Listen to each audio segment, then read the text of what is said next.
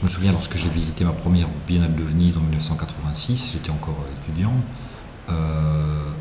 Effectivement, l'international se limitait en gros à l'Amérique du Nord, au Japon et à l'Europe, avec quelques latino-américains ou brésiliens. Mais on était encore dans le monde de la guerre froide. C'est en 88 en fait, effectivement, que Saskia Boss, Fumio Danjo et Dan Cameron avaient introduit les premiers extra-occidentaux en fait, dans le programme de la Biennale. Et il y en a eu 8 ou 9. C'était déjà une révolution extraordinaire. On était un an avant la chute du mur de Berlin.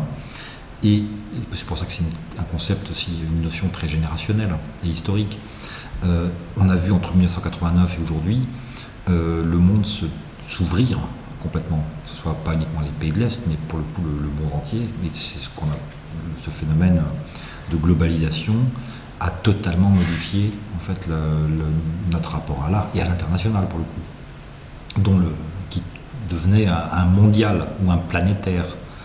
On a beaucoup moins utilisé le mot international d'ailleurs par la suite. C'est intéressant de le noter. Donc la question tout au long des années 90 et encore plus dans les années 2000, ça a été, il fallait absolument, effectivement, pour le coup, ça devenait une nouvelle norme, pour être réellement international, d'avoir des artistes asiatiques, africains, je dirais, de tous les continents, en quelque sorte. Alors ça crée une sorte de contrainte implicite qui a généré des choses intéressantes. Moi, je me souviens qu'on avait, au début des années 2000, en fait, quand on a ouvert le Palais de Tokyo avec Jérôme Sens, on était parmi les premiers à montrer des artistes comme Pascal Martin Taillou, il y a eu Shenzhen, bien entendu, on a Surazi Kuzolwong, on a beaucoup fait de grandes expositions monographiques d'artistes provenant de pays émergents. Et c'est au début des années 2000 encore, c'était pas du tout la norme. C'est-à-dire que ces artistes-là n'auraient jamais pu montrer au Centre Pompidou ni au Musée d'Art Moderne de la ville de Paris. Il y avait quand même une hiérarchie implicite. Cette hiérarchie, effectivement, elle a été largement battue en brèche tout au long des années 2000, voire même complètement inversée, je dirais. Aujourd'hui, c'est même carrément une sorte de... Ça peut devenir aussi une sorte de snobisme ou d'adhésion implicite à une sorte d'ordre mental. Et c'est là où il peut y avoir effectivement une sorte de perversion de l'idée internationale. Alors c'est une question, le mot même international qui traverse vraiment la réflexion française des milieux culturels dans une perte, je dirais, de visibilité de cette scène culturelle française à l'échelle mondiale, et en particulier donc pour l'art contemporain donc en France, c'est une question qui est toujours récurrente. C'est-à-dire que quand on ouvre la FIAC chaque année, la grande question est de savoir est-ce que la FIAC va devenir ou pas la première foire européenne ou mondiale. C'est vraiment une question qui est au cœur même des préoccupations françaises, notamment de son administration. Alors qu'est-ce qu'il en est aujourd'hui? Est-ce que c'est une question qui est toujours efficiente? Comment est-ce qu'elle se pose? Comment est-ce qu'elle se développe? En fait, ce souci de l'international, en fait, il naît dans les années 80 avec tout simplement la fidélité en fait, de la gauche, tout simplement. Il y a une très belle définition de Gilles Deleuze de qu'est-ce qu'être de gauche. En fait, c'est précisément se soucier aussi bien de ce qui se passe au Vietnam ou en Afrique que de ce qui se passe dans son quartier. Et c'est avec cette idée-là, effectivement, que le concept d'internationalisme se confond littéralement avec le fait d'être de gauche.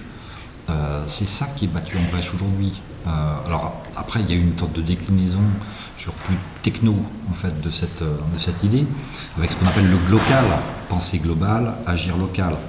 Ce avec quoi je suis totalement en accord par ailleurs, à condition que le local ne prenne pas le pas justement sur une globalisation uniquement considérée sous l'angle de la standardisation, ce qui n'est absolument pas le cas. On voit aujourd'hui une sorte de tenaille mentale agir un petit peu partout dans le monde entre la standardisation générale qui est celle des produits, de la circulation des produits, et une sorte de retour en fait à l'extrême local vécu comme une recherche identitaire ou une quête des racines.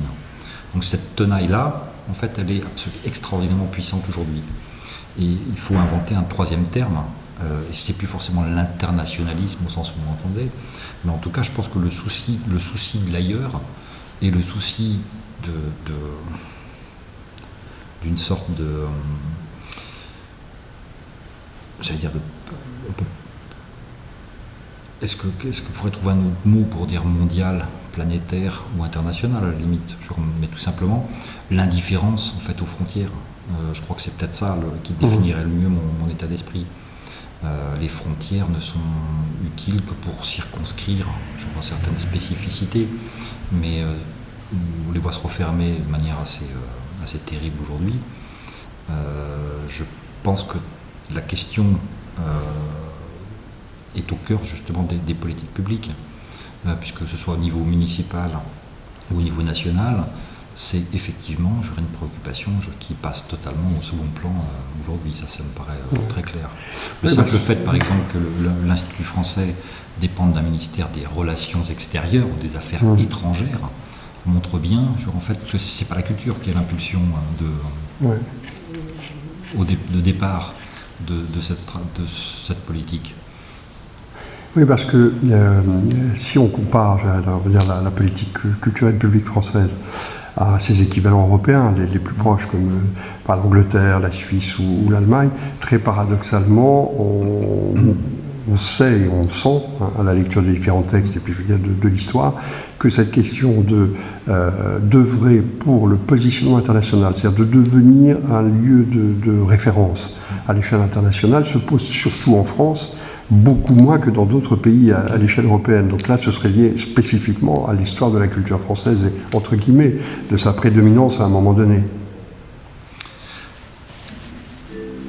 Il y a effectivement une sorte de paradoxe, je crois, français, qui est d'être dans un souci d'image internationale, sans forcément se donner les moyens, d'y parvenir, et sans forcément fournir la stratégie qui va avec. C'est-à-dire que s'il n'y a pas une vision de ce qu'on a envie de montrer à l'extérieur, de l'image qu'on a envie de donner, de produire sur les autres, on a une addition d'actions qui ne constitue pas une politique. Et c'est ça le principal problème aujourd'hui, il me semble.